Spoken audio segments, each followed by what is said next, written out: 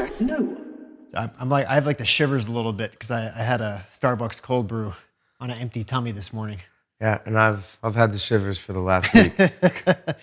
We'll get into that. I was weaving in and out of traffic this morning on my way back from Starbucks, and the cold brew there, especially in the morning, just makes me have to take a shit, like a big old like explosive shit. Seriously, like it just not solid. It propels. Yeah, it propels. And as I'm weaving through traffic, I'm thinking, what if a cop was pulling me over and I'm racing home to take a shit because I'm thinking I might not make it? Do I pull over or do I race back home and risk it? I'm sure that happens a decent amount. That was the second thing I thought. Sure, that happens a decent amount. In a cop's career, you're pulling people over for speeding all the time. Yeah. Multiple times a week. How many times of those does the guy stop and just say, "Officer, listen, if I don't make it home in about 45 seconds, I'm about to fucking shit everywhere." And I wonder if the guy, I wonder how many of them, I mean, I think we're all human. What does a cop do in that situation? Yeah, like I let him go every time. It's probably a great, I've never you don't want to lie, but it's probably a great get out of jail free card. I know, but I would tell the cop to follow me home. I'm like, listen, you can wait in the front yard. You can join me in there if you want. You can wait right outside the bathroom and hear what I have to do. If you don't believe me, but I don't know. I was just thinking, would I shit my pants to follow the law, or would I break the law to not shit my pants? I think rules are meant to be broken. I think these are the moral quandaries that we have to face day in and day out. Yeah.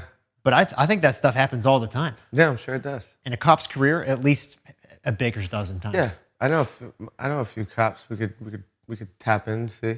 Yeah, that's right. Get some answers. Get some answers from We know them. some cops and some state troopers. Yeah. Back home. So the last month for you has been pretty eventful, to say the least. Yeah. I'll give us just a little synopsis real quick.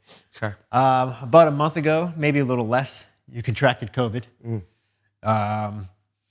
You got over COVID after probably 2 weeks. Well, let's not skip over the fact that it fucking got my ass handed to me. We're gonna get into it. Yeah. But long story short, you got COVID for like a couple weeks. It kicked your ass. You got over it. You hadn't drank for maybe like a month. And then you go on a 5-day bender, 4 or 5 day bender, where you said on record you had about 300 or more beverages in that period of time. That's like super conservative. Maybe probably more. I was talking about one specific beverage, the Blue Boys. So after you picked yourself back up from this virus, you beat yourself back down again. Yeah. And now you're picking yourself back up yet again. One would say that this past month you went through the highs, the lows, and the in-betweens. Yeah. I'm in the in-betweens right now. You're looking Which circle are you on right now? I'm point to the circle that you're in the red. I'm so glad you're wearing that hoodie. Yeah. I mean, dude, to be honest, I've had a lot of time to myself the last 48 hours or so. One, just trying to recover as like just a human body. My body's never felt like that. During COVID? During COVID, but I would argue, now, COVID had the breathing undertone. There was one day where I really couldn't breathe. I ended up going to the hospital. But outside of that, this is the worst I've ever felt after that bender I just went on. And the worst you've ever felt ever from anything. Yeah, even just touching my touch, my senses as a human being, were limited. And to be honest, you said something to me that was really, really resonated. It's like when a parent catches their 13-year-old kid smoking a cigarette and they make you smoke the whole carton of cigarettes, so you never want to go near them again. Yeah. That's how I feel. I'm disgusted with the idea of partying. And yeah. Look, this is the whole show business game and being an artist and living a lifestyle that has no rules and no, you're kind of disconnected from the societal, wake up at this time, job, those types of things. You can get very, very lost in that lifestyle, and In the I sauce. lost myself. I got lost. Like I literally lost. I just let myself go, and I was free as a bird. Like it was an amazing vibe for a long time. But at the same time, like at the very end of it, and then obviously as I started to recover,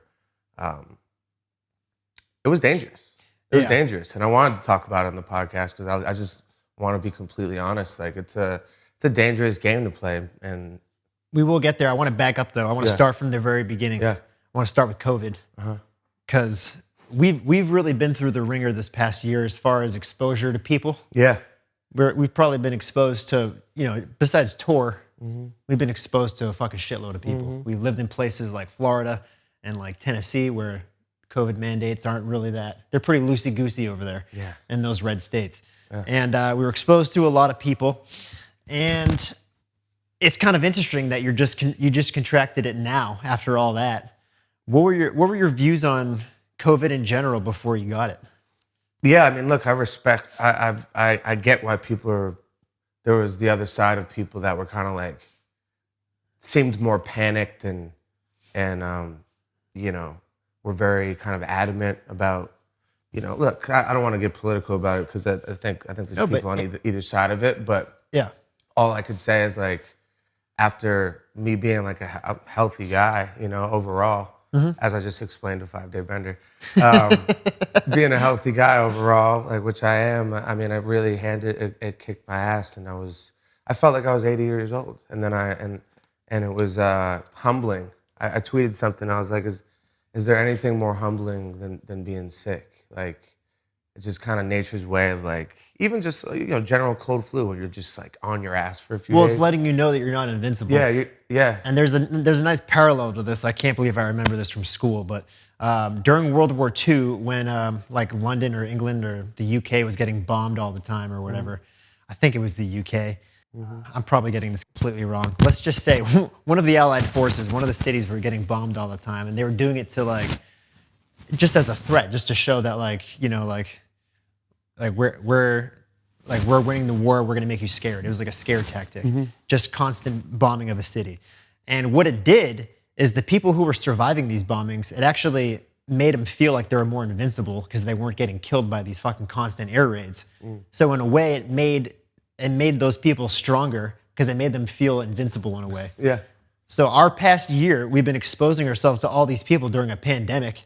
In a way, for me anyways, it's made me feel pretty invincible, like nothing can fucking harm me. And then here we are, you finally get it. So when you say humbled, do you think that you felt like almost a little invincible in a way? Yeah, for sure, I did. And it wasn't, coming from a general place of confusion. I think a lot of the world is, there's a lot of people divided on it. There's a general confusion because no one really knew what the hell is going on. No one knows who's telling the truth. No one knows what really to do. Even the medical professionals, like, we're still in that limbo phase of trying to understand it, I think. And to this day, you ask this person, they'll say, don't get the vaccine. You ask that person, they'll say they will. I mean, it's hard for us to really have an opinion on it because, like, I mean, besides what just happened to you up until you got it, like, none of us had COVID, and no one in like our immediate like family, as much as a sniffle. No one in our immediate family. Did anyone in your family get it? No one in my family got it. Yeah. So it's like it was hard to really form an opinion because it's like everyone around me that's close to me like never really suffered from it. Yeah. Right. And it's it was. And that's not the same case for everyone. Right. Some people people are dying from it. Yeah, for sure. I think that's why people are having a. For sure, and I understood. I can imagine an older person getting it and how they must have felt because I know how I felt. So let's get into how you felt from it. Yeah, no, just walk us through your journey. I had nothing. I had nothing in the tank. How did it start? Couldn't barely. Just kind of general cold flu feeling, and then just got so unbelievably fatigued, feeling like as much as like sitting up, walking to the kitchen, getting water, exhausted, and it hurt. It hurt, like my body hurt, my head hurt, everything. Damn. And it lasted. It just didn't every day. Like I would go through little waves. I actually ended up getting on the Rogan cocktail where like I had a plug to the ivermectin, which actually really helped. So it wasn't a horse tranquilizer. No. I know it wasn't. Yeah, no. There's a compound for animals, and then there's a compound for humans. Right. And it's actually like a world-renowned compound for humans that like. What was it? A shot? No, it was pills. Pills. Yeah, Okay. pills. I had a plug here, and then did the most of the steps that Rogan did, and they helped. One day I woke up and my breath was really shallow, and I had some doctor friends, and they were just like, "Don't fuck around. Let's go get it checked out." So I'll tell you another thing. Going to a hospital, it might actually be a beneficial thing to go pay a visit to a hospital every now and again. It's terrible vibes. It's a terrible experience while you're there, but it opens your eyes. You're just like, I'm looking at people like they're just so sick looking. Gives you more perspective. Yeah, just like I came out of it like feeling brand new. You know, I really did. Like, it still shocks me they don't make the hospitals a vibe. The people who need the vibe the most, they're giving them the most horseshit vibes ever. Yeah, I don't. That's a decent point. It just reeks of rubbing alcohol there. Yeah, I think it's impossible on given what energy is and human energy and all these people struggling to survive and going through the trenches. But maybe, I'm just saying, throw a couple pinball machines in there. You could really change the vibe. A fucking arcade in there, people scratching and clawing for their last breath. But yeah, man, it was humbling, and you know, I actually rode after you know, being sick for a week or two. I would just go for walks, take a little like mushrooms, and I was like, wow, I had like a new lease on life. And I actually wanted to get into this. Like I feel as though since we've put out the highs, we've really kind of been on the highs, and we've kind of been partying our fucking balls off and going a little crazy. And this felt like the last hurrah. We weren't ready to, you know, my birthday came around, probably unfortunately close to recovering from COVID. Talk about throwing yourself back into the fire. But it felt like a last hurrah. We had so many friends. It was really the most fun I've had in a long time. And then I paid the price for it the last few days. Had anxiety and just my body felt so bad. And then kind of almost that similar feeling that I had coming off COVID. Like, I'm so inspired to like be healthy, be clean, you know, take care of myself a little bit, because I feel like I might have lost a little bit of touch. For somebody who speaks so openly about, you know, self-care and like the benefits of it, I could say I've been reflecting the last few days. I could say I've definitely lost touch with that side of my life, and even just I remember like I kind of went into a little bit of a rock star mode. I remember when we got to Nashville, I just like let go, like the logistics of my life. I'm already kind of a free, you know, I got a guy who's taking care of me. I don't have to worry about like the mundane, the things that you know, most common people have to, hey, let's make sure we got to pay the bills and do this and that. Like I have people doing that. So I really leaned into like, I kind of went full artist mode, where we talk about it often. I am in a bit of a strange dichotomy where I'm like pretty much a regular dude half the time. I have that rock star side, and then we have like a business side, you know? I let the regular side and the business side go. And I just went into the artist mode. I finished that album.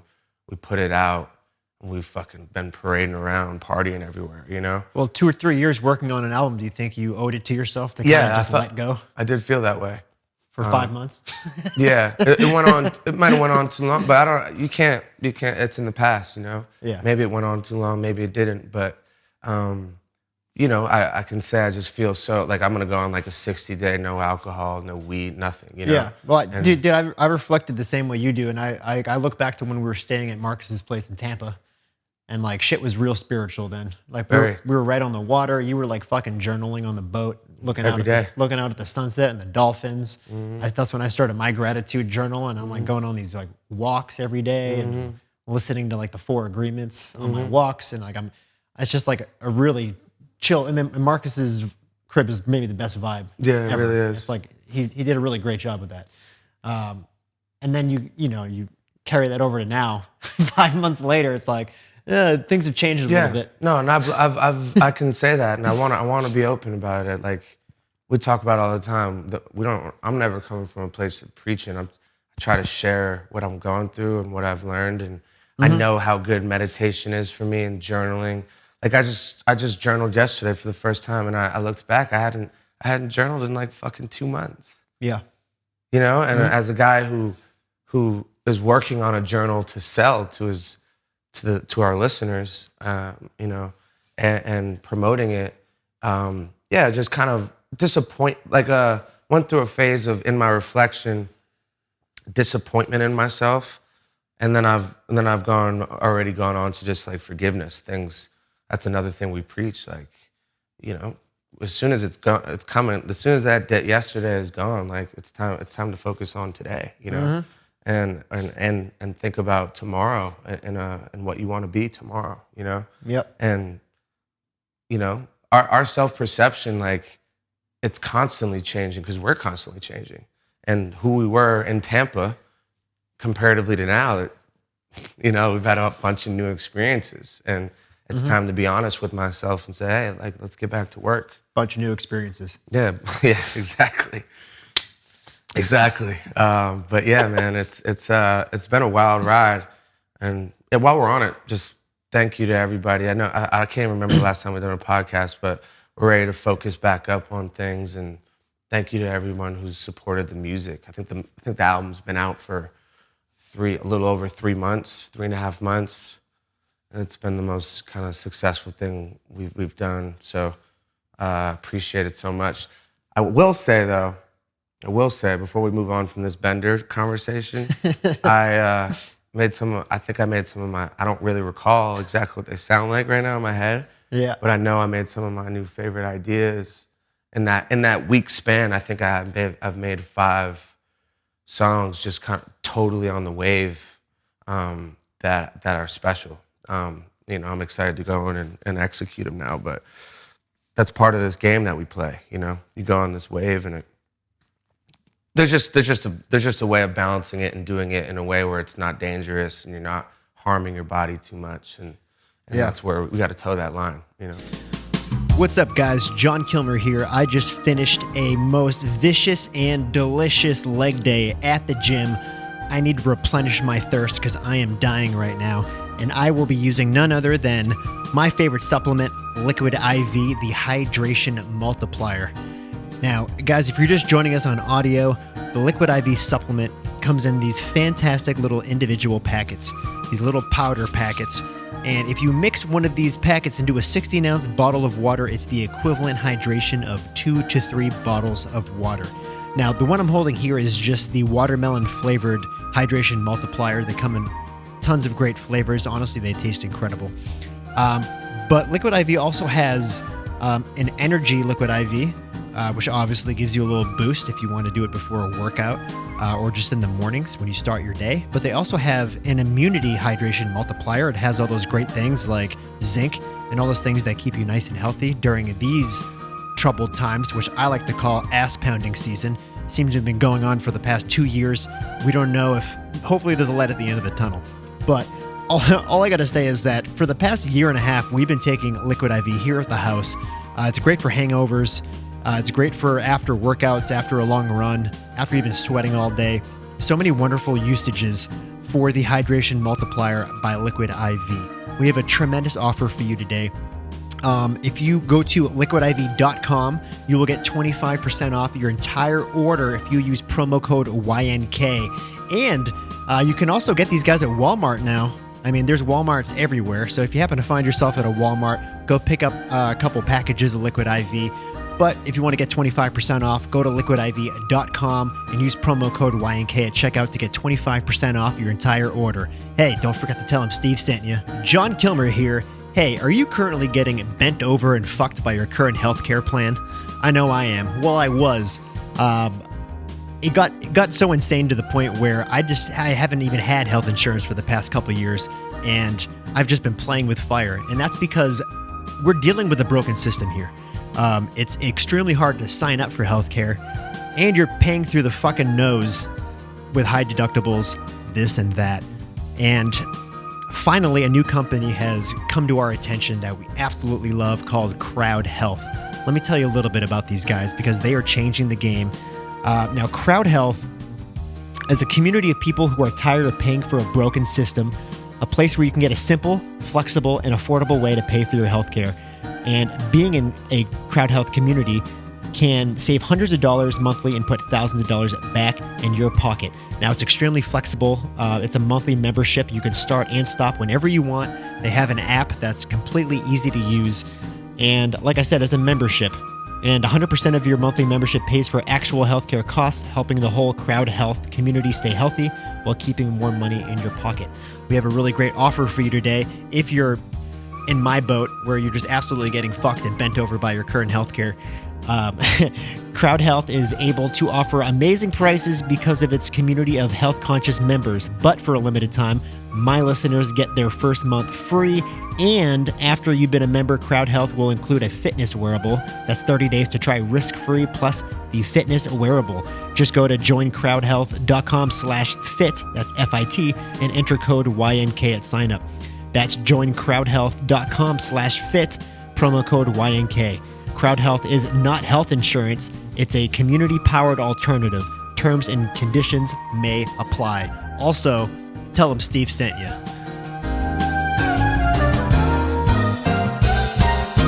I want to get into the wave a little bit. I saw a question from a listener not too long ago on social media, and he said, he or she said, why is it that you promote excessive drinking to your fans?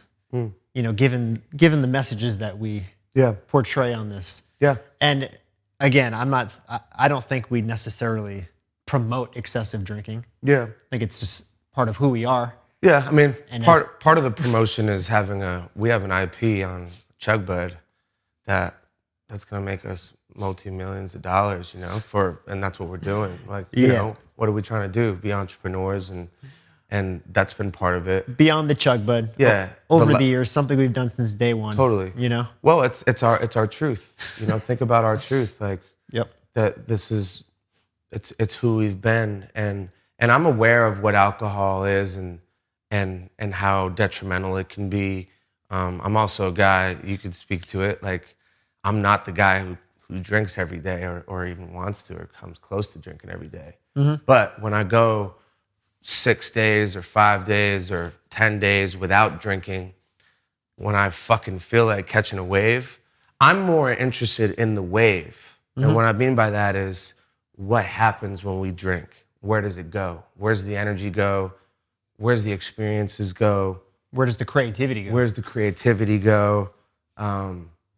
And I can say wholeheartedly, a lot of your favorite songs, as any of y'all, ranging across the span of songs I've made as Mike or Mike Stud, a lot of them came from being on that wave.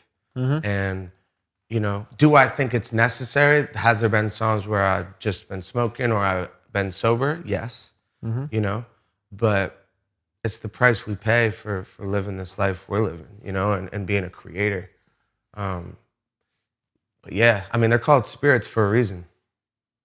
You know, they're called, like, you know, there's something about it where it puts you.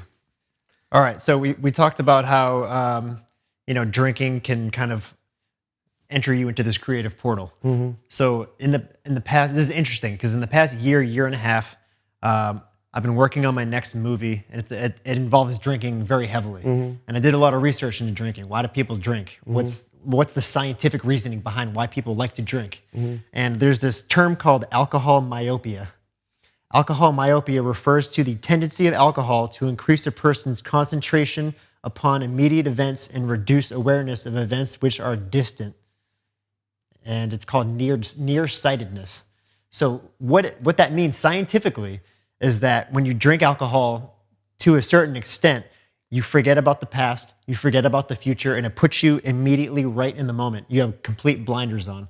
That's why when you, like, you know, when you talk about guys, I'm trying to justify this, but when you talk about guys who are like, oh, I got so drunk last night, I cheated on my girl, because like this hot girl was there. It's because you're not thinking about your girl. You're not thinking about anything that's not around you. Yeah. You have the blinders on. You see what's right in front of you, and you react to it. Yeah. So if you think about that from a creative standpoint, and you're working on music, and you got the blinders on, you're not thinking about literally anything else other than being right there in that exact moment.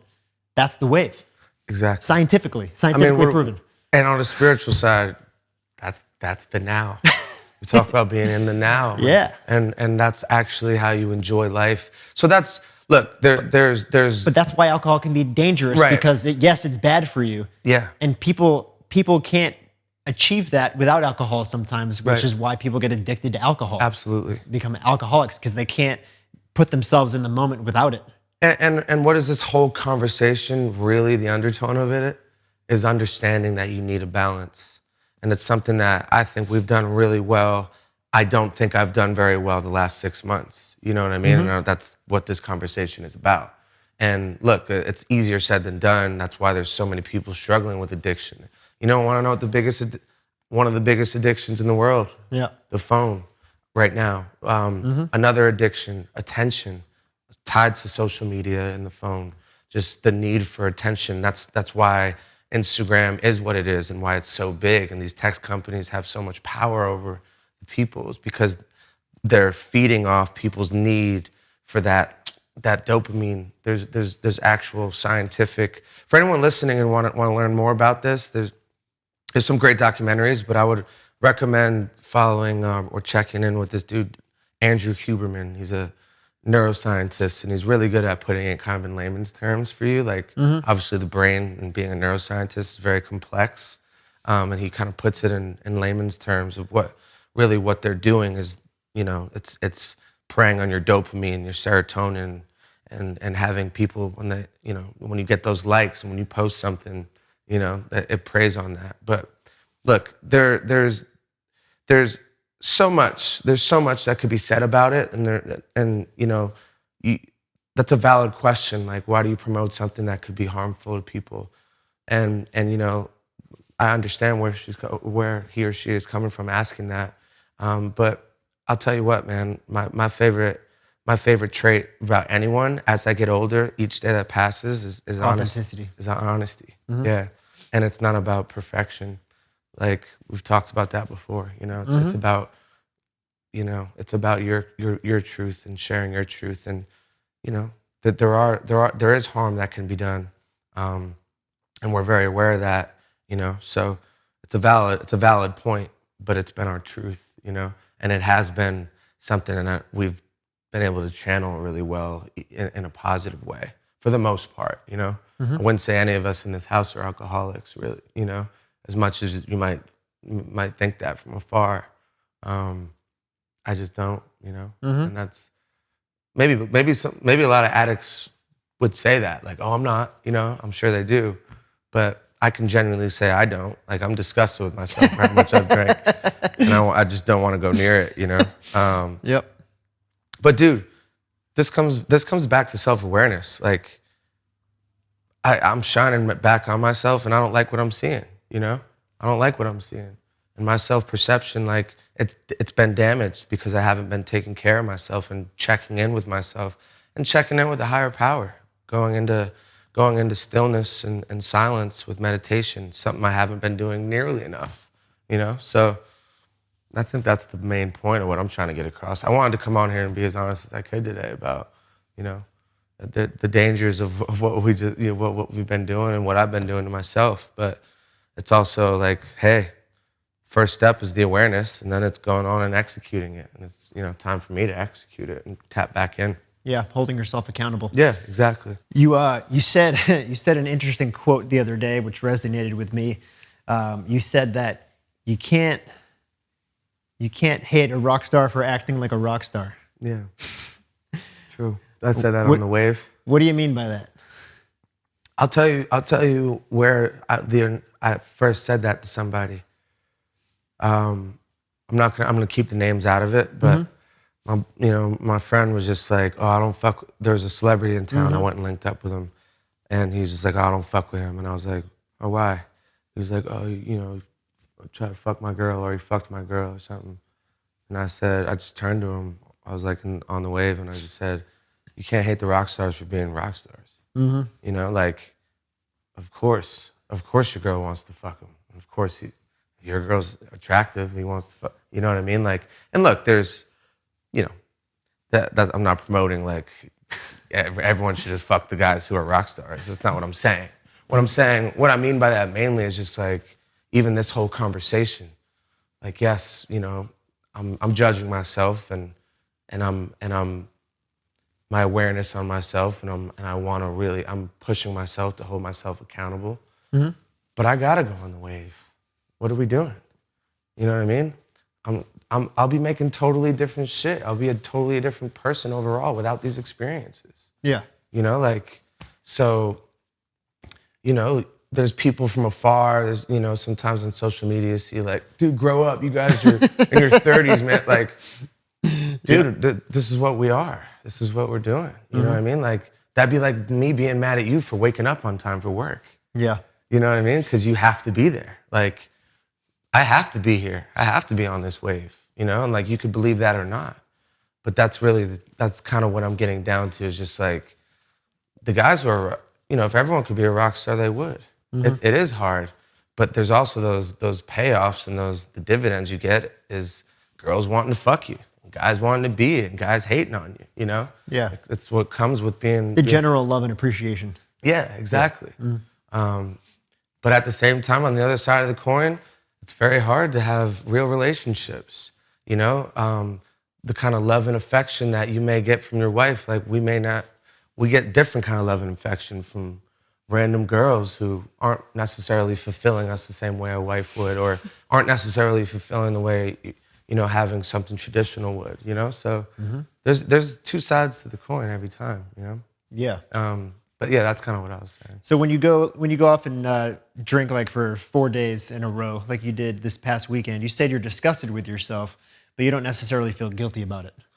No, I definitely had. There's definitely some guilt in it, because I think I could have did it.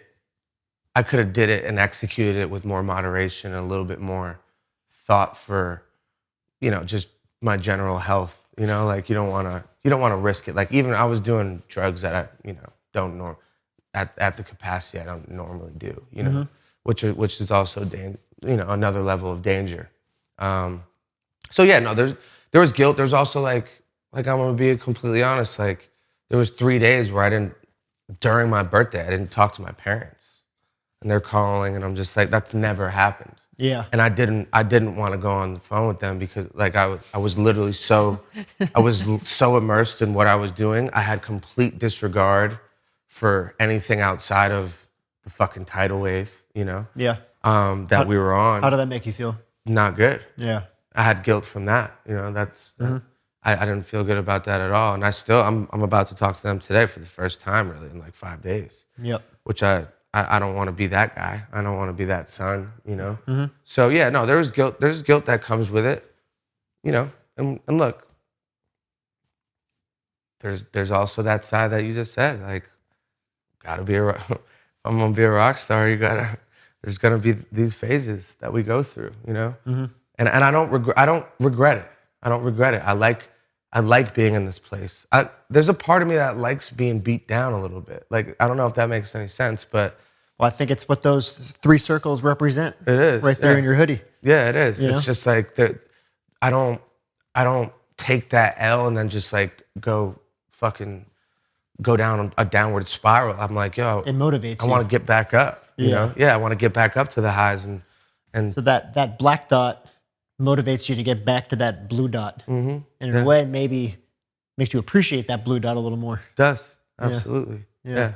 Absolutely. And I genuinely feel that. And I feel that way towards anyone. I feel that way towards every person I see. Like, I know as I've gotten older and like, you know, just thought about things a lot more, I've become so empathetic for just human beings. I know every person that we walk by out there, like, you have no idea what they've been through or what their lows are, or how, if they're even able to get out of their lows. You know, like I felt like that after damaging my dopamine and partying and having a come down. There's some people, me and Blue were talking about last night. There's some people that don't know why. they don't even have to take drugs or drink alcohol or damage themselves, poison themselves, quite literally. And they just have that sadness in them, or that guilt or that shame, you know, like, and I think that's something, that's another thing I learned from doing this to myself and going through these experiences. Just like, you don't know what anyone's going through, so it's just be kind and understanding. Yeah, you know? that's a whole nother message of just treating people correctly. I think it was it the 4 Agreements where it talks about how everyone's in their own dream? Yeah. Like everyone's living their own dream. Yeah. Everyone's so wrapped up in their own dream that you forget to think about other people have their own dreams. Yeah, you know? absolutely. People are so fucking far up their own ass. You know, and man, it relates to so many things. Like, if you're feeling self-conscious about something, it's like people probably aren't thinking about the shit that you're self-conscious about. Not at all. Probably not at all. Not at all. You know the what I mean? shame that I've felt, and you know, we come on and we just share it, so more people are aware. But the shame that I felt, like I actually, that was part of my phase of, as I was the last few days, like working through it. Like I was down in Old Town and acting ways that I don't act anymore. Like I threw, like I had my pants down at the bar, shirt off. Remind us what hour of the day this was? 10 a.m. We went out. Like, to put it in perspective, I was in my room. I don't even know what night it was, right? I was in my room working on a song. I was working on a tidal wave by myself, right? I had been gone probably a few hours. I come back out, I'm thinking there'll probably be 5-10 people here. There's like 70 people here. It's 10 a.m. Yeah. Still. Like, and then we end up all going out, and that was slightly a mechanism to get everyone out of the house. Because people just, I guess, don't have homes here in Scottsdale. Stevenson Ranch was literally, quite literally a fucking, it was just filled with animals. We were just everyone was on this wave. Yeah, it was crazy. I just want to give a little perspective to like what's been going on in this house from my perspective. So my bedroom does not and has not these past 2 months has blinds. No blinds in my bedroom. Doesn't. It looks right into the backyard patio, where if we do have a party, people are hanging out, they're smoking, they're chilling back there. Yeah. And it looks right through into my bedroom, right through into the bedroom. So even if I want to sleep, I literally have to be so blackout drunk for me to pass out, because there's just so much noise and people like that I can visibly see 10 feet from my bed. You know? Yep. So with that being said, when I do pass out at 4 or 5 in the morning, I wake up. I was waking up at like 10 or 11, and there's still just as many people here. Just tons of people. It's just daylight now, but those people are still like, I feel like I'm part of like a science, like an exhibit. You know what I mean? Like people, like people can like look in at me. Yeah. People can like look at me like I'm a fucking like zoo animal. You know what I mean? Yeah. Like, oh, look, he's awake. He's awake. He's awake now. Oh, he looks disgusted. Yeah. He's going to take a shit now. Yeah. Oh. Yeah, no, it was crazy. It was crazy. But anyways, like I went down there and like people were telling, like that's another thing. Like I don't really ever black out. I really don't. Very rarely are there times where I'm just like, oh, I don't recall any of that. And I went out, I was in public and did that. And like, I was just acting, not the way I act anymore. You know, like, there was like old Mike where I was like, don't tell me what to do. Like, you know. Sunday morning, I was getting texts from like random girls. They're like, your boys are at R&R. They're going wild right now. We were going wild. And it was like 8 a.m., 9 a.m. We were going wild. They're going nuts. And then I later found out you said you threw a beverage at a car. Supposedly, like, we'd chug drinks. And like, we were doing that around here. We do chug buds, we like throw it after. Yeah. I like threw it right over my head and like hits a car going by. You know, like that could be dangerous. You know, I don't want to be like that at all. So like, as I was sitting in my room reflecting, I'm getting like little flashbacks of the weekend or the week or whatever the hell it's been. And you know, that's just not how you want to be. You know, like it's just the opposite of how I want to be. So yeah, I forget where we started on this topic, but you know, there's definitely parts of it where, you know, when you let things get out of control like that, there's shame or there's guilt but there's a lesson to be learned. You know, there's a lesson to be learned. I won't do that ever again. I really won't. I can mark my words, and you can call me out on this podcast if I ever do, but I'll never party like that again. at that capacity.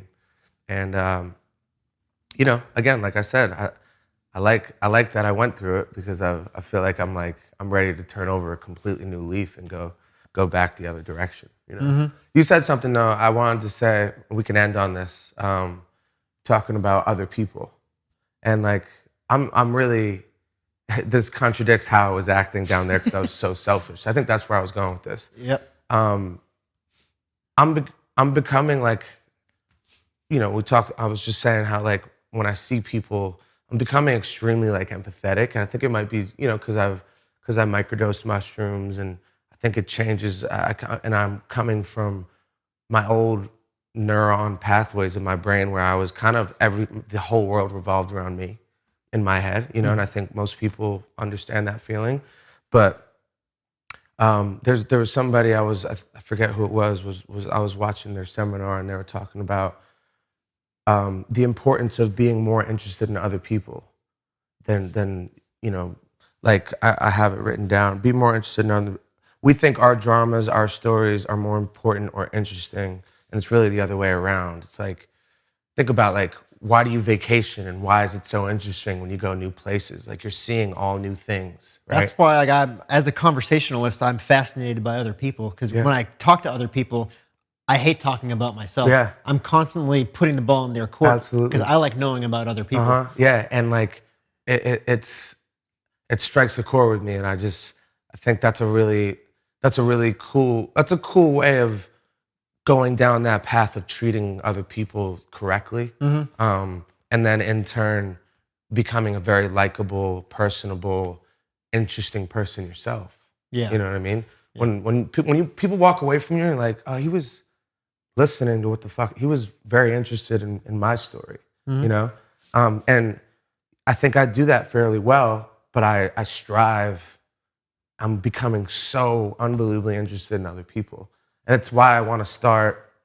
I mean, it's kind of why I love talking to the fans, and they call in to Dr. Steve. And we should definitely be doing the Steve Hotline shit. Doesn't have to be just relationships, just hearing people's story, you know? Yep. But that's why I want to start getting guests back on here, because since I've started podcasting and now, and like interviewing people, like I just want to learn about people and learn about their stories, and dive down those rabbit holes with people, understanding their trauma, understanding why they are the way they are, you know. And that was the basis of us starting the YNK podcast, you know. So yeah, we'll for everyone listening, we're going back down.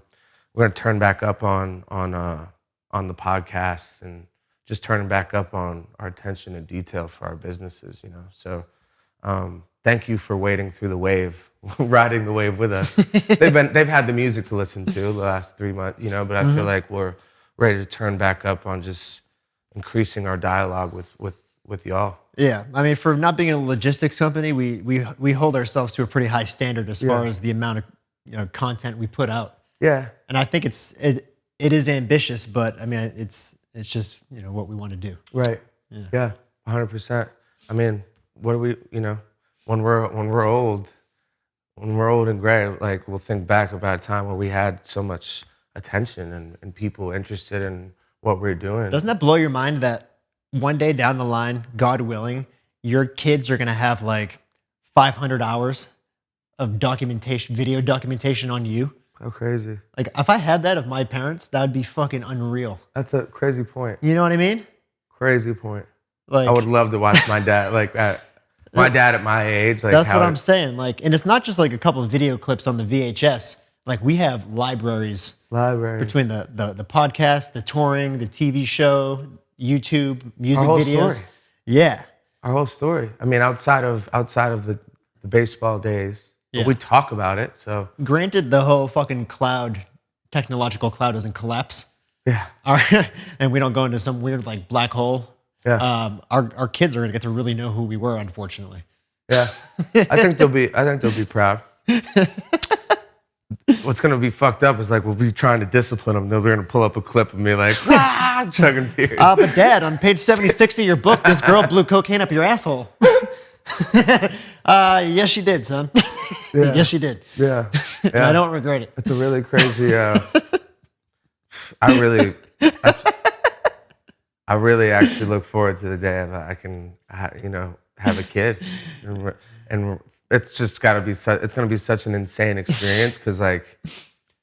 Because like, how much about your parents that you just don't know? Right, that's what I was gonna say. You know what like, I mean? We'll be able to have such an open dialogue. I feel like about. I can't picture my parents like smoking weed when they're 20. They probably did. Yeah. You know, it was the 70s. They probably were blazing. Yeah. As I've gotten older, my parents have told me more and more about them. They were both had wild phases. Yeah. But yeah, it's an interest. That's a crazy point. I never even really thought about that. How much our kids will just be able to access. I mean, technically, we could take it all down, but we wouldn't do that. I don't even, I don't want to. Yeah. That's crazy to think about. I mean, life's crazy, bro. Life got crazy. Life got crazy. It really comes full circle. Yeah, absolutely. All right. Well, we're back. So. Good conversation. We're back. We're back. I feel better getting that off my chest. We're back. We're alive. I feel happy that I've made it through the storm, Yeah. Smooth. Today was the first day where I like woke up and I felt like totally human.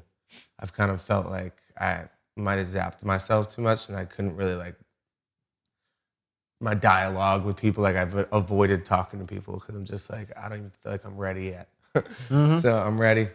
We're back. And I'm in the music. We're dropping on Only Steve's, but I'm starting to drop again on publicly. We're gonna start uploading again. We're gonna start getting into the lows. Let's get it. Let's get it. We're back. You ready? All right.